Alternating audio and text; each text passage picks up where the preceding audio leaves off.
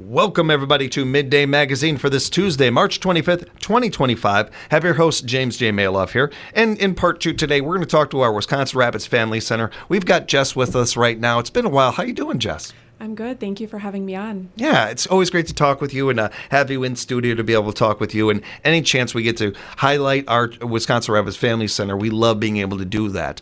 And it's never a bad time to be able to do that. But this is a really in particularly good time to have you in, Jess, as April coming up is Sexual Assault Prevention Month. And this is one of the more important ones on the calendar for us at the Family Center that we focus on and talk about. I always like to mention before these interviews, I am a Wisconsin Rapids Family Center board member, and take that with a strong note of everything I'm saying is not only important and impactful, but I am a community member that cares. And I say that because I know there's many of you out there, and we're always looking for volunteers, for future board members, a part of the Family Center.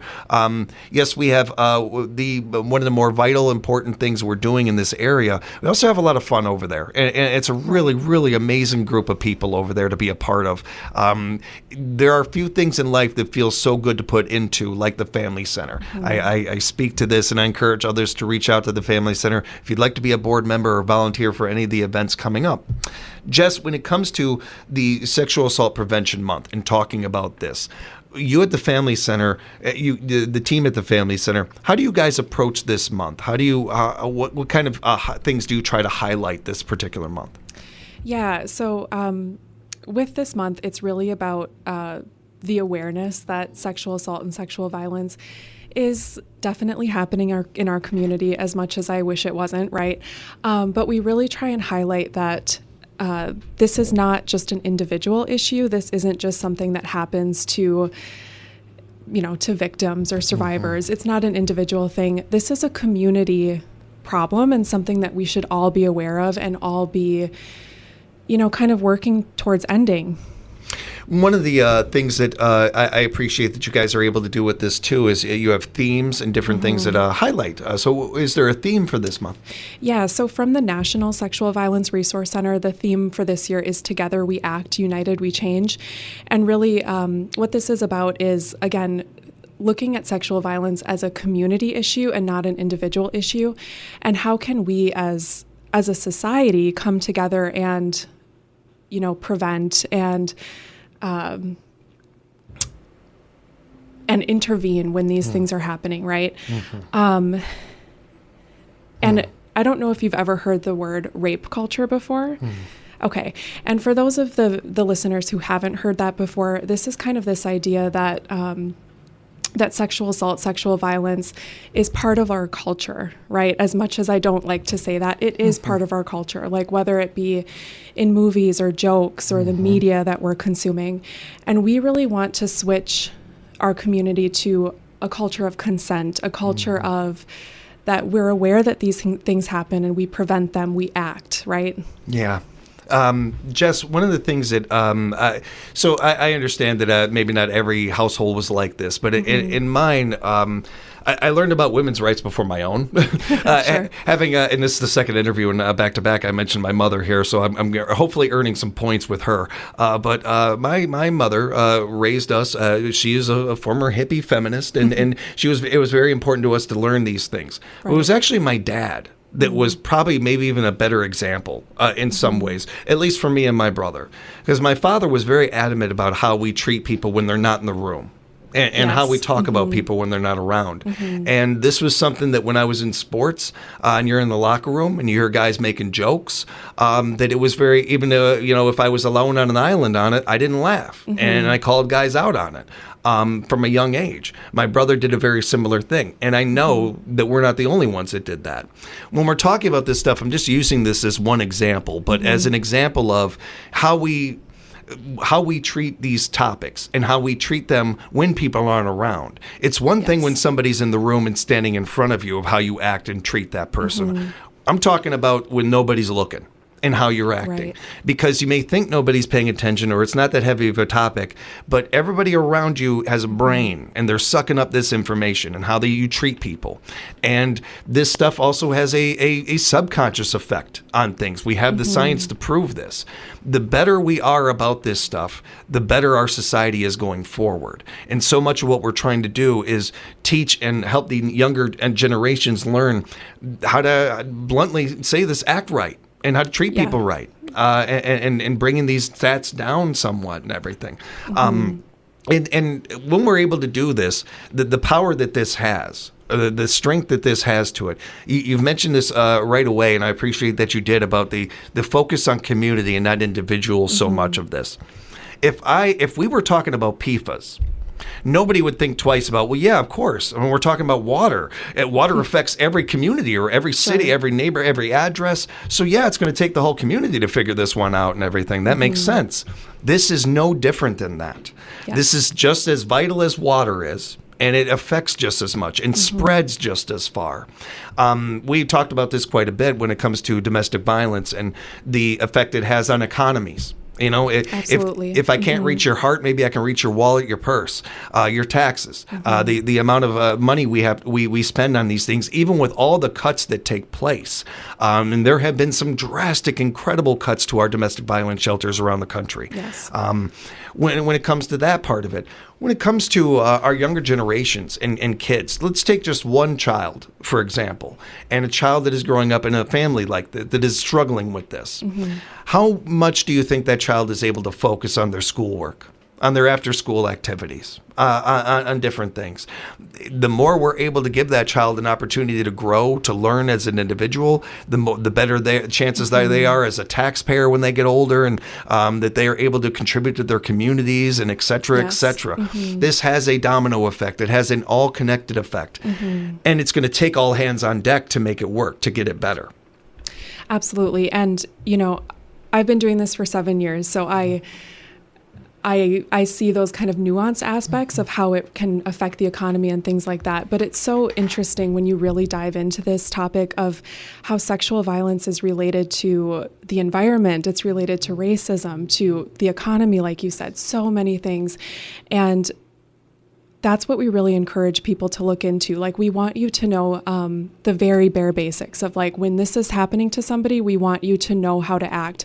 But we also want people to understand the bigger picture, right? Like what you were talking about, of how this really does affect the community and your family, even if you don't have a personal, connection to it. But I do want to touch on what you said earlier, and we've talked about this so many times, where even if you don't know somebody who's a survivor, sexual violence doesn't happen in a vacuum. You all know somebody, even if you haven't been told directly that this happened to somebody you love. And we really need to be aware of how we're reacting and how we are treating other people when we see what's happening on the media. Or I don't know about you, but I've been inundated with political ads lately related to sexual violence.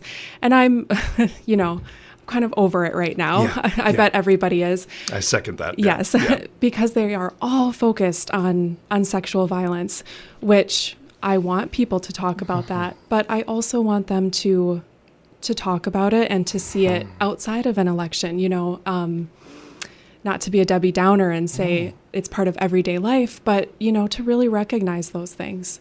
And if that is a downer to anybody, well, guess what? We can make it not a downer by affecting these stats and making this better. If you don't like it, fix it. There's a way to make this better. There's ways that here's one of the, I think, strong positives about this topic when we talk about it.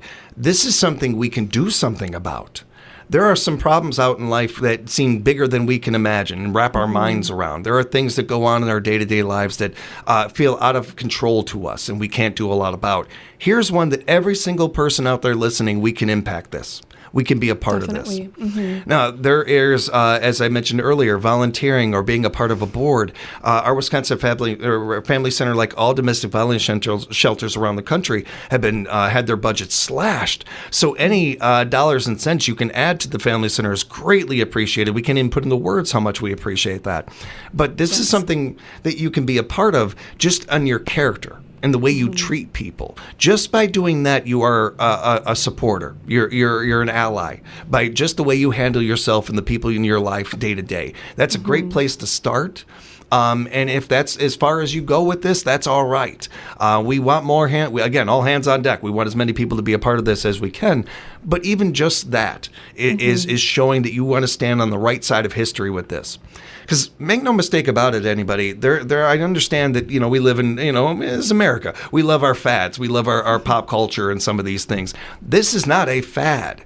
There is no putting the genie back in the bottle with this one. We're not being quiet anymore. We're not going back to those days. We're only going forward with this topic, and we want you to be on the right side of history with this. And the right side is just treating people right, just treating people good and treating people the way you would want to be treated, and the impact you can make by doing that.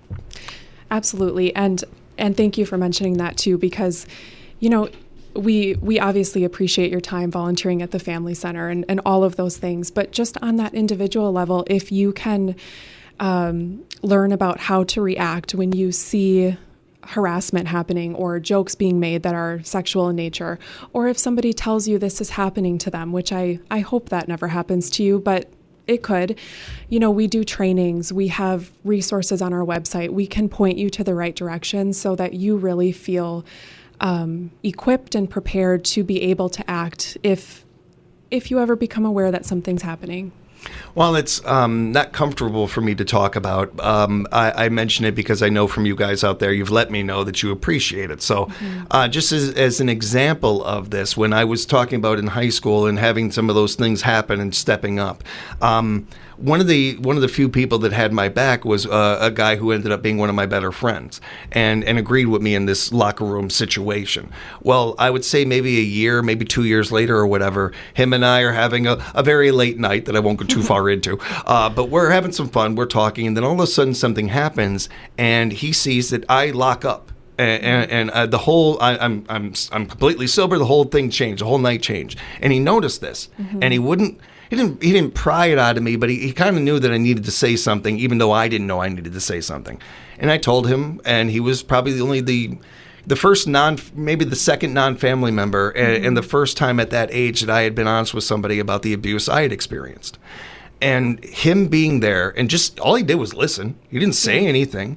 I think he may have put his hand on my shoulder at one point, but I don't even remember if he did that, to be honest with you. It was a long time ago. But I remember specifically, he was just paying attention. He made eye contact with me, and he was listening. And that would lead me to get to this place right here where I am now talking about it and being able to hopefully help others out there or do whatever good I can with this experience that I went through. That's what it is to be an ally. That's what you just don't know, that even in the moment what's going on may lead to years later that somebody feeling comfortable talking to you and seeking help because they see you as somebody who is an ally. You just never know where these things can lead just by being a good person. just by maybe not laughing at a joke or calling out somebody on a joke or just how you act and how you treat people. So much of this. Right. And we really, really do appreciate you sharing your personal experiences, just to let the community know that it is okay to talk about these things and there's no shame in that. So we do appreciate that. And definitely, even if you don't know all of the right words to say to somebody, just believing them and not putting them deeper into that shame shadow is so important. You can literally, make or break somebody's healing journey just by listening and believing them. And Jess, that's a really good way you put that too. Nobody really has. There are people who train, who work at this and everything, and even they don't have a perfect set of how to respond to this stuff. Don't worry so much about that. I know that it is a concern. I even have that concern sometimes when people are sharing with me. Just listening. just listening goes so far in this particular topic.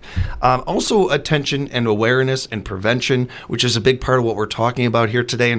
And one of the ways of doing this is certainly bringing attention to things. And I think a fun and informative way of doing that you guys are doing with our friends over at McMillan Library.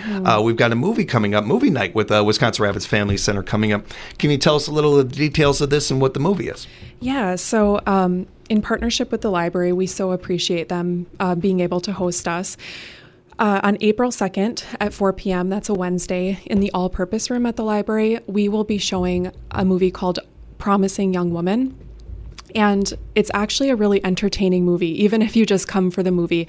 It has some bigger stars in it, like Jennifer Coolidge, Carey Mulligan. It's actually a really good movie. It is centered around the topic of sexual violence, so just to put a little trigger warning out there for people. And you are welcome to just come and enjoy the movie, but we also will be having a brief discussion following that, which you're welcome to stay for, you're welcome to leave, whatever feels right to you. But that discussion will really kind of center around Sexual Assault Awareness Month, and in relation to the movie, how can we be better allies? How can we support survivors a little bit better in our community? What the basis of this movie is it's about a woman who experienced a sexual assault, and at many different levels she was failed, right? So we're really going to dive into that of how could her story have been different if these different players in her journey would have just maybe said something different or not made a joke like you talked about. So yeah, if you're interested, and just even, like I said, even if you just want to see a really good movie, please come down. If I can just be the actor I am for a half a second, it's a very good movie. Carey Mulligan is a great actor, and this may be the performance of her career. It's incredible work that she does. Bo Burnham does a nice job in it. Alison Brie is one of my favorite kind of character actors, and she's very good in it too. The writing is great. The directing has done a very good job, and you don't have to take my word for it. 90% on Rotten Tomatoes. You don't see that very often. Right. So I mean, that's pretty darn good right there. And the thing that I love about movies like this is the opportunity it opens up, the icebreaker, if you will, to conversations like this that you guys are going to have afterwards. It's one of the greatest things that movies can do, along with being, very, as you said, very entertaining movie and a good movie, even if you just want to take in a good movie. But to the point of being able to talk about this, I feel like it really does a great job of being an icebreaker and kind of. So often in life, once you say it out loud and put it into the ether, it feels a little bit more comfortable to talk about. And that's such a big part of the movement on this, where we're talking about Me Too, or we're talking about some of the other things that have happened in the last 10, 20 years. It's about getting these subjects out there into the ether so that we're not as hush-hush about it anymore. Because that's where so much of the problems have lied for many, many years, is the idea that we can't talk about certain things in public or anything. Those days are gone. Again, the genie's not going back in the bottle. This is only a topic that is going to grow and get stronger and more support to it. Events like this help us do that. I want to say a big thank you to Macmillan for hosting this. They do such great work with our Family Center and doing events like this with other nonprofits, so appreciate that. And appreciate you guys having the idea for things like this. This is how we get more and more people involved with the Family Center, is doing events like this and giving people more of an avenue to, and kind of meeting people halfway almost. You know, I don't like adding anything to the Family Center's plate. You guys have so much to do over there and so much already there. But I appreciate and admire the willingness to do that, to meet people halfway and be like, hey, we're going to be over here talking about this at Macmillan. Why don't you come on by? Why don't you come on by, check in a movie, maybe we'll talk. Yeah. And I appreciate you saying that too, because even our work at the Family Center, we do a lot of domestic violence work as well. And people are a lot more apt to come to those kind of events when they hear domestic violence. But there's something about that word, sexual assault, where people just kind of freak out a little bit. And, you know, I don't want that word to ever not feel something, you know, because that's a big word. But at the same time, I don't want people to feel like that's not a space for them, or that it's going to be this uncomfortable thing to talk about. Like, it's okay to talk about this. And I do hope that, you know, showing a movie kind of bridges that gap a little bit. And I was going to say this too, that part of the reason why we chose this movie is we really recognize that everybody's sexual assault story is different. There's a lot of, everybody has a different experience. But this movie really shows a common experience. Unfortunately, it does involve, alcohol facilitated sexual assault, which is very common in Wisconsin culture with our drinking and all of those things. So like you were talking about, where it really facilitates a discussion, I think this movie especially will relate to a lot of people. And it's just kind of so cliche, for lack of a better word, that it really does create that discussion. I think with that, the movie is able to reach more and more people because of that. I think the writers did a nice job with that one. Did want to mention as well, anyone under 16 can attend. They will need a signed permission slip to be able to do so, and they can get that right at the front desk, at the info desk at the Macmillan, if they would like to. Because again, so much of what we're doing here is prevention, awareness. So younger people, if you're coming with a parent or something like that, that's a great thing. That seems like a really positive thing about this. The more we can reach the younger generations and hopefully give more information and awareness to this topic, the better it will be going forward for those generations. And just appreciate the time so much. Jess, if people have follow-up questions, they'd like to know more about some of what we talked about today, send them to the website, or can they reach you directly? Or? Yeah, so you can check out our website, familyctr.org. You can also email us at info@familyctr.org, or of course, just call our 24-hour crisis line. You can call that if you're in crisis, or if you just need some information. That number is 715-421-1511. And encourage you to bookmark their webpage again, familyctr.org. Be sure to follow them on social media. When you see their posts, share them on your page as well. You just never know who might see them otherwise. And again, make plans for movie night with the Wisconsin Rapids Family Center over at Macmillan Library, April 2nd, 4 o'clock in their all-purpose room. Jess, don't be a stranger. We got to see you again real soon. And please say hi to everybody over there for us. I will. Thanks for having me. And thank you to everybody for listening. We appreciate your time. We'll be back with more Midday Magazine coming up right here at 97.5 FM, 1320 AM, WFHR. We are locally grown radio.